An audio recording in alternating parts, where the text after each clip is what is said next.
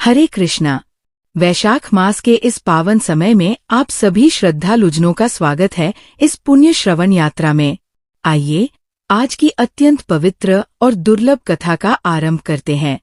प्राचीन काल में विष्णु शर्मा नाम के एक महान ब्राह्मण हुआ करते थे।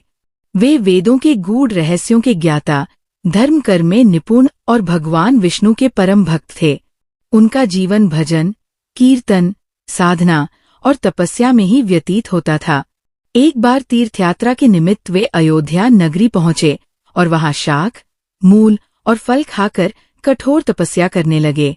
प्रतिदिन प्रातः स्नान कर वे विधि पूर्वक भगवान विष्णु की पूजा करते, इंद्रियों को वश में कर शुद्ध चित्त से ओंकार का जप करते और ध्यान में भगवान विष्णु को हृदय कमल में पीताम्बरधारी, शंख चक्र गदा धारी स्वरूप में मानसिक पुष्पों से अर्पित करते। इस प्रकार वायु पीकर जीते हुए 3 वर्षों तक उन्होंने अखंड साधना की। जब 3 वर्ष पूर्ण हो गए, तब उन्होंने परम श्रद्धा से भगवान विष्णु की स्तुति आरंभ की। उन्होंने कहा, हे प्रभु, हे पुरुषोत्तम, हे देवाधिदेव, आपकी जय हो। आप अचिंत्य, अविनाशी, यज्ञपति और सबके रक्षक है। आप पापों के नाशक, अनंत जन्मों के ताप हरने वाले, नाभि कमल से प्रकट ब्रह्मा के स्वामी हैं। आप सर्वत्र व्यापक, देवताओं के भी देवता, जल में शयन करने वाले नारायण हैं। आप सच्चिदानंद श्री कृष्ण हैं, श्री राम हैं, जिनमें योगियों का मन रमता है। चक्रधारी, शंखधारी, गदाधारी श्रीहरि आप ही माता, पिता, सूर्य, अग्नि और जगत के कारण हैं। हे माधव, कृपा कीजिए, उद्धार कीजिए। मंदराचल रूपी कच्छप बनकर जिन्होंने असुरों को भी सहारा दिया, वे आप ही हैं। उनकी ये भक्ति पूर्ण स्तुति सुनकर भगवान विष्णु स्वयं गरुड़ की पीठ पर सवार होकर वहां प्रकट हुए। उनका स्वरूप अत्यंत दिव्य था। 4 भुजाएं, हाथों में शंख, चक्र, गदा और कमल सुशोभित थे। वे पीताम्बरधारी, विश्वात्मा श्रीहरि प्रसन्न होकर बोले, हे वत्स, मैं तुम्हारी तपस्या से प्रसन्न हूँ। कहो, क्या वर चाहते हो? विष्णु शर्मा ने उत्तर दिया, हे प्रभु, आपने दर्शन देकर मुझे कृतार्थ कर दिया है। अब मुझे केवल एक ही वर चाहिए, आपकी अविचल भक्ति। भगवान बोले, तथास्तु, तुम्हें मेरी वैष्णवी भक्ति प्राप्त होगी। साथ ही यही पाताल से गंगा प्रकट होकर सदा के लिए प्रवाहित होंगी।